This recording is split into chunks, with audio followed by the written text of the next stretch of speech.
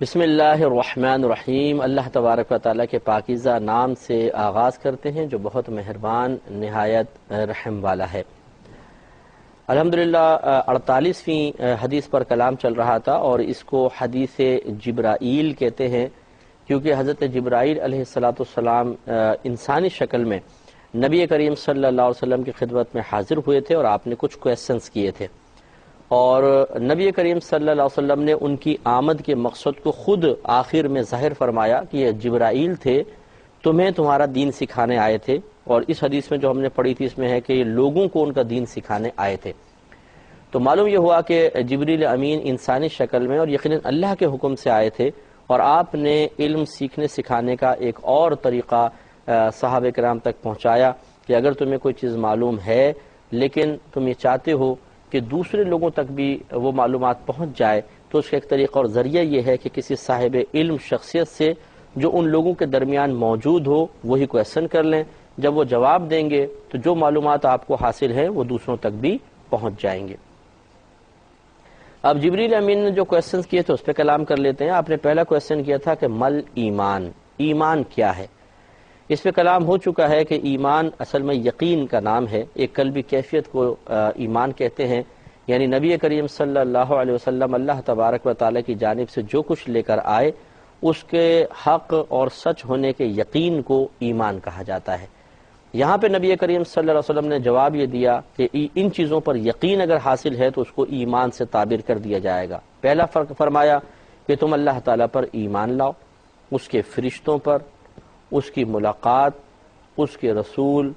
اور اٹھنے پر ایمان لاؤ، آخرت میں جو اٹھایا جائے گا اس پر ایمان لاؤ۔ تو گویا کہ یہ ہمارے بنیادی عقائد ہیں جن کا یقین حاصل کرنا انتہائی ضروری ہے۔ پہلی چیز یہ کہ ہمیں یقین ہو کہ اللہ تبارک و تعالی ہے، جسے فرمایا کہ تم اللہ پر ایمان لاؤ۔ اللہ پر ایمان لانے کا مطلب صرف یہ نہیں کہ ہم کہیں جی اللہ ہے بس ٹھیک ہے، بلکہ جیسا اس کی ذات اور صفات سے متعلق عقیدہ ایک مسلمان کو رکھنا چاہیے، یہاں پہ اسی کی طرف اشارہ ہے کہ مسلمان اللہ تبارک و تعالی پر ایمان رکھے، یعنی جیسے اس کی ذات اور صفات کے لیے عقائد ہونے چاہیے ویسے وہ عقیدے اپنے قائم کرے۔ لہٰذا بنیادی عقائد یہی ہیں کہ ہم یہ کہیں کہ اللہ تبارک و تعالی اس کائنات میں ہے، جگہ کا تعین نہ کریں اس جگہ ہے اس جگہ ہے ہر جگہ ہے آسمان پر ہے، یہ سب غلط ہے، علماء اسلام نے اس کا رد کیا ہے۔ ہم یہ کہیں گے کہ اللہ تبارک و تعالی ہے اور اپنے علم اور قدرت کے اعتبار سے پوری کائنات کو گھیرے ہوئے ہے، ذرے ذرے کو گھیرے ہوئے ہے۔ اپنے علم کے اعتبار سے گھیرنے کا مطلب یہ ہے کہ اس کو ایک ایک چیز کا علم ہے، کسی چیز سے وہ جاہل نہیں ہے، کوئی چیز اس سے مجہول نہیں ہے۔ اور دوسرا اپنی قدرت کے اعتبار سے گھیرنے کا مطلب یہ ہے کہ اللہ تبارک و تعالی ہر چیز میں جب چاہے جیسا چاہے تصرف کرنے پر قدرت رکھتا ہے، جس کو چاہے زندہ کر دے، جس کو چاہے مار دے، کسی کو بڑا کر دے، چھوٹا کر دے، فنا کر دے، مٹا دے، سب پہ اللہ تعالیٰ کو ہر وقت قدرت حاصل ہے۔ کوئی ذرہ اس کی گرفت سے، اس کی پکڑ سے، اس کے تصرف سے باہر نہیں ہے۔ بس یہ اللہ تبارک و تعالیٰ کے بارے میں ایک بنیادی تصور تو ہمیں رکھنا ہی چاہیے۔ اس کے علاوہ پھر یہ عقائد کہ وہ خالق ہے، مالک ہے، وہ نہ کسی کی اولاد ہے، نہ اس کی کوئی اولاد ہے، اس کی بیوی نہیں، اس کے ماں باپ نہیں، بے نیاز ہے، وہ نہ کھاتا ہے نہ پیتا ہے، نہ سوتا ہے نہ اونگتا ہے، وہ غافل نہیں ہوتا، بندوں پہ ظلم نہیں کرتا ہے۔ تو یہ تمام چیزیں جو ہیں یہ ایمانیات سے تعلق رکھتی ہیں، جو اللہ تعالیٰ کی ذات اور صفات سے متعلق ایمانیات ہیں، ان کو سب کو ذہن میں رکھنا چاہیے۔ اور اگر آپ نے ہمارے پروگرام الفرقان جو ہمارا ایک پروگرام آتا تھا جو اب بند ہو گیا ہے، اس میں بالتفصیل عقائد اسلام پر ہم نے کلام کیا تھا، کہیں سے وہ آپ کو اگر کلپس وغیرہ حاصل ہو جائیں تو ان کو ضرور ملاحظہ کیجیے گا۔ دوسرا سرکار نے فرمایا کہ اس کے فرشتوں پر ایمان یہ بھی ضروری ہے، اور فرشتوں پر ایمان کا مطلب کہ کم از کم یہ ہم یقین رکھیں کہ فرشتے اللہ تعالیٰ کی مخلوق ہیں۔ جو فرشتوں کا انکار کر دے وہ گویا کہ قرآن کا انکار کر رہا ہے، اور وہ ان میں نہ مذکر ہوتے ہیں نہ مؤنث۔ اللہ تعالیٰ نے ایک ایسی مخلوق پیدا کی ہے اور وہ نور سے پیدا کی گئی مخلوق ہیں۔ ابھی بھی فرشتے ہیں، میرے ساتھ بھی فرشتے ہیں، لیکن آپ کو نظر نہیں آ رہے، وہ ابھی بھی موجود ہیں، اطراف میں بہت سارے فرشتے ہیں لیکن ہمیں نظر نہیں آتے ہیں، کیونکہ نوری مخلوق ہے، اور نوری وہ ایسی نوری مخلوق ہے کہ وہ نظر نہیں آتی ہے۔ ایک تو دیکھیں لائٹ کا نور ہے، مجھ پہ لائٹ پڑ رہی ہے، آپ کو یہ نور کم از کم نظر آ رہا ہے۔ فرشتے بھی نوری مخلوق ہیں لیکن وہ اس طرح کے نہیں کہ وہ چمکیں کہیں پر، کہ وہ جیسے فرشتے یہاں سے گیا تو ایک لائٹ سی کے نکل کے جا رہی ہے، بلکہ نوری مخلوق ہونے کے باوجود وہ اتنی لطیف چیز ہیں کہ ان کا آر پار دیکھا جا سکتا ہے اور وہ آپ کو حرکت کرتے ہوئے بھی نظر نہیں آئیں گے۔ جس کو اللہ تعالیٰ ظاہر کر دے، بہرحال ظاہر کر دے، لیکن ہر شخص نہیں دیکھ سکتا ہے۔ ان میں توالد و تناسل نہیں ہوتا ہے، ان کی کوئی اولاد وغیرہ نہیں ہوتی ہے، یہ کبھی تھکتے نہیں ہیں، کھانے پینے یعنی عوارضات بشریہ سے بالکل پاک و صاف ہے، کبھی اللہ کی نافرمانی نہیں کرتے، معصوم مخلوق ہے۔ تو یہ اور اتنی ان کی تعداد ہے کہ کوئی اس کا اندازہ نہیں کر سکتا کہ کتنی تعداد ہے، اللہ تعالیٰ بہتر جانے، یا اگر اللہ تعالیٰ چاہے تو اس کے بتائے سے اس کے رسول کریم صلی اللہ علیہ وسلم بہتر بتا سکتے ہیں، ورنہ یہ فرشتوں کی تعداد کا علم کسی کے پاس نہیں، اتنی کثرت سے یہ ہیں کہ کچھ امتحان ہے، یہ کم از کم ایمان رکھیں۔ پھر سرکار نے فرمایا وَبِلِقَائِهِ، اور اللہ تبارک و تعالیٰ سے ملاقات پر ایمان۔ تو ہمارا یقین ہے کہ انشاءاللہ جب ہم مر جائیں گے تو ایک وقت گزارنے کے بعد، اور وہ وقت کتنا ہوگا یہ ہم بالکل ظاہر نہیں کر سکتے، نہ ہمیں معلوم ہے کہ کتنا عرصہ ہم مرنے کے بعد اس دنیا کے اندر رہیں گے۔ پھر جب ایک وقت آئے گا تو اللہ تبارک و تعالیٰ پوری دنیا کو، کائنات کو تباہ فرما دے گا، صرف اللہ تبارک و تعالیٰ کی ذات ہوگی اور اس کے علاوہ کچھ بھی نہیں ہوگا۔ یا جنت دوزخ اللہ نے جو قائم فرمائی ہیں وہ، یعنی یہ دنیا ختم ہو جائے گی ساری، پھر ہمیں اٹھایا جائے گا اور ہم اللہ تبارک و تعالیٰ کی بارگاہ میں پہنچیں گے، وہاں اللہ تعالیٰ کی بھی زیارت کریں گے۔ نبی کریم صلی اللہ علیہ وسلم کے فرمان عالی شان کے مطابق کہ تم اللہ تبارک و تعالیٰ کو بالکل ایسا دیکھو گے جیسے 14ویں رات کے چاند کو دیکھتے ہو، بلکہ سرکار نے فرمایا کہ کیا تم 14ویں رات کے چاند کو دیکھنے میں شک کرتے ہو؟ صحابہ کرام علیہم رضوان نے عرض کیا رسول اللہ صلی اللہ علیہ وسلم نہیں، بالکل واضح طور پہ دیکھتے ہیں۔ تو سرکار نے فرمایا پس ایسے ہی اپنے رب کو دیکھو گے، یعنی ایسا نہیں کہ وہ چاند کی طرح نظر آئے گا، کہنے کا مطلب یہ ہے کہ اللہ تعالیٰ اپنے شان کے لائق اپنی تجلی ظاہر فرمائے گا اور لوگ زیارت کریں گے، لیکن یہ زیارت مسلمان کے ساتھ محدود ہے، کافر، مشرک، مرتد، منافق یہ لوگ نہیں دیکھ سکتے، مسلمان دیکھیں گے، مومن دیکھیں گے، اللہ تعالیٰ اپنی زیارت سے انہیں سرفراز فرمائے گا، اور وہ زیارت کتنی خوبصورت ہوگی اس کا اندازہ ہم نہیں کر سکتے۔ آج کسی خوبصورت چیز کو دیکھ کر دل میں کتنی ٹھنڈک پیدا ہوتی ہے، کتنا لطف آتا ہے، کتنا مزہ آتا ہے، کتنا سرور آتا ہے۔ بعض اوقات تو خوبصورت چیز کو دیکھ کر دل چاہتا ہے کہ نگاہ ہی نہ ہٹائیں۔ تو سوچئے کہ جب ان مخلوقات میں اتنی خوبصورتی ہے، اتنی ہمارے لیے اٹریکشن ہے، تو وہ اس خالق کے اندر کتنی کشش ہوگی جس نے ان سب چیزوں کو پیدا فرمایا ہے۔ تو وہ تو پھر انشاءاللہ بروز قیامت ہی پتہ چلے گا۔ تو اس پر یقین ہونا چاہیے، گویا کہ نبی کریم صلی اللہ علیہ وسلم فرماتے ہیں کہ ایمان کی ایک علامت اور نشانی یہ ہے، یعنی اس شخص کو صاحب ایمان کہیں گے جس کو یہ یقین بھی حاصل ہو کہ مجھے ایک دن اللہ تعالیٰ سے ملنا ہے۔ پھر فرمایا اور اس کے رسولوں پر ایمان۔ رسولوں پر ایمان کا مطلب یہ ہے کہ ہم اس بات کو مانیں کہ اللہ تبارک و تعالیٰ نے اپنے بہت سارے بندوں کو منتخب فرما کر انہیں رسالت اور نبوت کے منصب سے سرفراز فرمایا، انہیں نعمت عطا فرمائی اور لوگوں کی ہدایت کے لیے ان کو دنیا میں بھیجا ہے۔ رسول وہ ہوتا ہے کہ جس پر اللہ تعالیٰ کی طرف سے کتاب باقاعدہ نازل ہوئی، اور نبی وہ ہوتا ہے کہ وہ ہوتا تو اللہ کا مقرب بندہ ہے، لیکن وہ صاحب کتاب نہیں ہوتا، بلکہ وہ جو رسول ان سے پہلے آئے ہوتے ہیں انہی کی کتاب و شریعت پہ چلتے ہیں۔ تو ہر رسول نبی ضرور ہوتا ہے، لیکن ہر نبی رسول بھی ہو یہ ضروری نہیں ہے۔ تو یہ اللہ تعالیٰ کے مقرب بندے آتے ہیں اور تبلیغ دین فرماتے ہیں، ایک مخصوص عرصے تک رہتے ہیں، پھر دنیا سے پردہ فرما جاتے ہیں۔ سب سے پہلے حضرت آدم علیہ السلام تھے، اور سب سے آخری ہمارے نبی کریم صلی اللہ علیہ وسلم ہیں، حضرت محمد صلی اللہ علیہ وسلم۔ اور ان کے درمیان جو ہیں وہ کتنے نبی آئے، کتنے رسول آئے، ان میں بہت سی حدیثوں کے اندر مختلف تعداد ہیں۔ زیادہ جو مشہور تعداد ہے وہ 1,24,000، 1,24,000، لیکن اس میں بھی چونکہ تعداد مختلف آئی ہے اس لیے فقہا نے فرمایا کہ کنفرم یوں نہ کہیں کہ 1,24,000 انبیاء علیہ السلام آئے تھے، کیونکہ ہو سکتا ہے کہ اس سے کم یا زیادہ ہوں، کیونکہ تعداد مختلف آئی ہے۔ تو اگر ہم 1,24,000 پہ فکس کر دیں گے، ہو سکتا ہے اس سے کم آئے ہوں، تو پھر غیر نبی کو نبی ماننا لازم آئے گا، اور ہو سکتا ہے اس سے زیادہ آئے ہوں تو پھر نبی کا انکار کرنا لازم آئے گا۔ لہذا جب بھی آپ یہ ذکر کریں تو یوں کہا کریں کم و بیش 1,24,000، یہ کم زیادہ 1,24,000، تقریباً 1,24,000، تو ان الفاظ سے پھر گرفت نہیں ہوگی۔ تو یہ ان تمام رسولوں پر ہمارا ایمان ہونا چاہیے۔ یعنی ہم مسلمان یعنی جو صاحب ایمان واقعی صاحب ایمان ہے وہ کسی نبی کا انکار نہیں کرے گا۔ الحمدللہ ہمارا مذہب بہت پیارا مذہب ہے، اور مسلمان قوم ایک بہت ہی پیاری قوم ہے، کیونکہ نبی کریم صلی اللہ علیہ وسلم نے جو ان کو تعلیمات دی ہے اس کے لحاظ سے ہم کلمہ تو اپنے نبی کریم صلی اللہ علیہ وسلم کا پڑھتے ہیں، لیکن ہم تمام رسولوں اور نبیوں کا احترام کرتے ہیں، انہیں مانتے ہیں۔ کوئی مسلمان آپ کو ایسا نظر نہیں آئے گا جو نبی کریم صلی اللہ علیہ وسلم کی محبت میں معاذ اللہ ثم معاذ اللہ حضرت موسیٰ علیہ السلام کی نبوت کا انکار کر رہا ہو یا آپ کو برا بھلا کہہ رہا ہو۔ کوئی ایسا مسلمان نظر نہیں آئے گا جو نبی کریم صلی اللہ علیہ وسلم کی محبت میں عقیدت میں حضرت عیسیٰ علیہ السلام کا انکار کر رہا ہو۔ نہیں،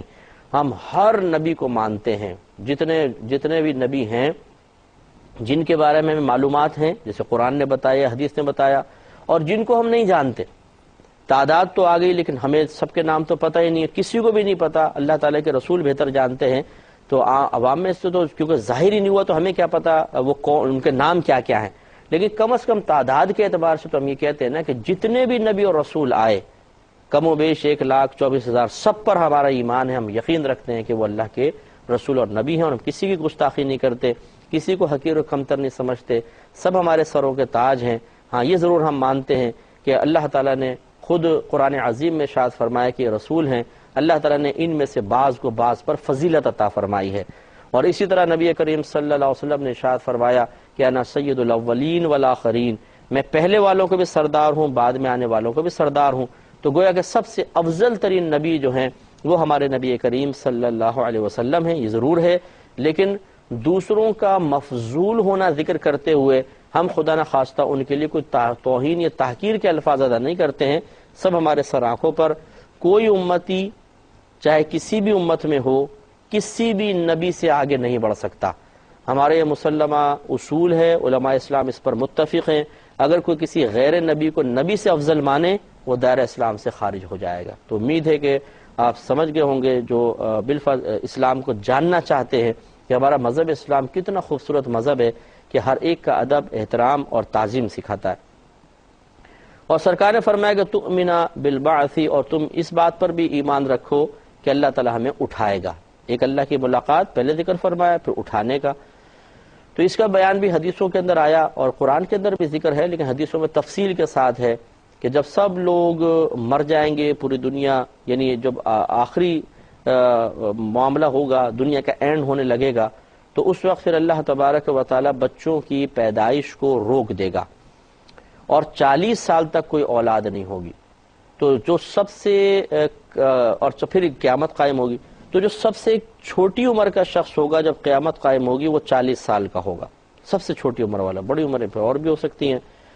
اور یہ یاد رکھیں کہ اس وقت سارے دنیا میں کافر ہوں گے، مسلمان کوئی بھی نہیں ہوگا۔ حضرت عیسیٰ علیہ السلام، حضرت امام مہدی رضی اللہ تعالی عنہ قرب قیامت کے وقت تشریف لائیں گے، تبلیغ دین فرمائیں گے، دجال کو ہلاک کریں گے، یاجوج ماجوج ہلاک ہوں گے، اس کے بعد تبلیغ ہوگی اور جتنے بھی جہاد ہوں گے باقاعدہ، جتنے کفار ہیں سب ختم ہو جائیں گے، سب مسلمان ہوں گے، روئے زمین پر سب مسلمان ہوں گے۔ لیکن پھر جب یہ نفوس قدسیہ دنیا سے پردہ فرمائیں گے، پھر آہستہ آہستہ آہستہ بگاڑ پیدا ہوگا، پھر بگاڑ بڑھتا جائے گا، مسلمان فوت ہوتے رہیں گے، کافر بڑھتے رہیں گے، حد تک ایک وقت ایسا آئے گا زمین پر اللہ کا نام لینے والا کوئی بھی نہیں رہے گا۔ جب یہ صورتحال آ جائے گی، یعنی نام لینے والا بحیثیت مسلمان کے نام لینے والا کوئی بھی نہیں رہے گا، اس وقت پھر بچے بند ہوں گے اور 40 سال تک کسی کے ہاں کوئی بچہ پیدا نہیں ہوگا، اور پھر 40 سال کے بعد جب چھوٹے سے چھوٹا شخص 40 سال کا ہوگا، اس سے چھوٹی عمر کا کوئی بھی نہیں ہوگا، تو اللہ تعالیٰ کی طرف سے حضرت اسرافیل علیہ السلام سور پھونکیں گے، یوں سمجھ لیں یہ سینگ کی طرح ہے، پیچھے سے پتلا آگے سے یوں موٹا، اور اس میں پھونک ماریں گے تو ایسی آواز ہوگی کہ سب اس کی دہشت سے ختم ہو جائیں گے، سب کے سب ختم ہو جائیں گے، اور زمین آسمان سب تباہ ہو جائیں گے، اور بالکل جتنے سیارے آپس میں ٹکرا جائیں گے، جو ہزاروں میل فی گھنٹے کے رفتار سے اس وقت سفر کر رہے ہیں، وہ سب ایک دوسرے سے ٹکرائیں گے دھماکے کے ساتھ اور سب ختم ہو جائے گا۔ اس کے بعد پھر اللہ تعالیٰ کے حکم سے حضرت اسرافیل علیہ السلام دوبارہ سور پھونکیں گے، پھر انسان اٹھیں گے اور ایسے اگیں گے زمین سے جیسے کہ پودا اگتا ہے۔ آپ نے دیکھا کہ پودا بیج سے نکلتا ہے، کیسے خوشنما پودا نکلتا ہے، بن جاتا ہے، ایسے ہی ہم مٹی میں مل چکے ہوں گے، ہماری ہڈیاں بھی ریزہ ریزہ ہو گئی ہوں گی، لیکن اللہ تبارک و تعالیٰ کی طرف سے ایک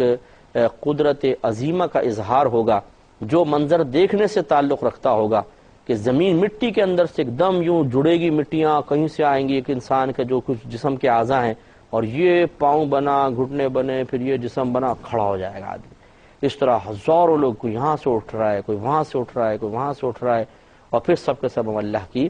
بارگاہ میں پہنچیں گے۔ وہ منظر بڑا قابل دید ہوگا، اور یہ ہر شخص یہ منظر دیکھے گا، چاہے کسی بھی مذہب سے تعلق رکھنے والا ہے، کیونکہ اللہ تعالیٰ سب کو اپنی بارگاہ میں اٹھا کے جمع فرمائے گا اور وہاں پہ فیصلہ ہوگا۔ پھر جبریل امین نے دوسرا کویسچن کیا، مل اسلام، اسلام کیا ہے؟ آپ کو پہلے بھی ہم نے فرق بتایا تھا کہ دل سے اس بات کی تصدیق کرنا کہ نبی کریم صلی اللہ علیہ وسلم جو کچھ لے کر آئے وہ حق اور سچ ہے، اس تصدیق اور یقین کا نام ایمان، اور جب اس کو ہم زبان سے ظاہر بھی کر دیتے ہیں تو اس ظاہر کرنے کو اسلام سے تعبیر کرتے ہیں کہ اب یہ مسلمان بھی ہے۔ تو اب اسلام کے بارے میں سوال ہو، مل اسلام، اسلام کیا ہے؟ سرکار صلی اللہ علیہ وسلم نے ارشاد فرمایا کہ الاسلام، اسلام یہ ہے کہ ان تعبد اللہ ولا تشرک بہ، کہ تو اللہ تبارک و تعالی کی عبادت کر اس طرح کہ اس کے ساتھ کسی کو شریک نہ ٹھہرا۔ اب یہ شریک ٹھہرانا دو طریقے سے ہوتا ہے، ایک کسی کو معبود سمجھ کر، اور ایک ہوتا ہے کہ معبود عبادت کے لائق تو نہ سمجھیں، لیکن جو عمل اللہ کے لیے کرنا چاہیے ہم اس کے لیے کرنے لگ جاتے ہیں۔ یہ دونوں شرک ہیں، لیکن فرق یہ ہے کہ ایک کو شرک جلی کہتے ہیں، ایک کو شرک خفی کہتے ہیں۔ جلی مانے واضح اور خفی مانے پوشیدہ۔ جو شرک جلی ہے یہ کفر ہے، جیسے کسی غیر اللہ کی عبادت کرنا، چاہے وہ بت ہے، چاہے وہ سورج ہے، چاہے وہ آگ ہے، ان کی عبادت کرنا یہ گویا کہ اللہ تبارک کسی کو معبود سمجھ کے عبادت کی گئی ہے۔ اور دوسرا شرک خفی ہوتا ہے، اس کا دوسرا نام ہوتا ہے ریاکاری۔ اس کو شرک اصغر بھی سرکار نے قرار دیا ہے، شرک خفی قرار دیا ہے، یعنی وہ عمل جو اللہ کے لیے کرنا چاہیے، مثلا نماز ہے، روزہ ہے، حج ہے، زکوٰۃ ہے، اس سے بعض اوقات ہم اللہ تعالیٰ کی رضا کا ارادہ نہیں کرتے ہیں بلکہ مخلوق کی رضا کا ارادہ کرتے ہیں، اسے راضی کرنا چاہتے ہیں، ان کے تعریفی جملے سننا مقصود ہوتا ہے، ان کی یعنی مرعوب شدہ نگاہیں دیکھنے کو دل چاہتا ہے کہ ہم سے مرعوب ہوں، متاثر ہوں،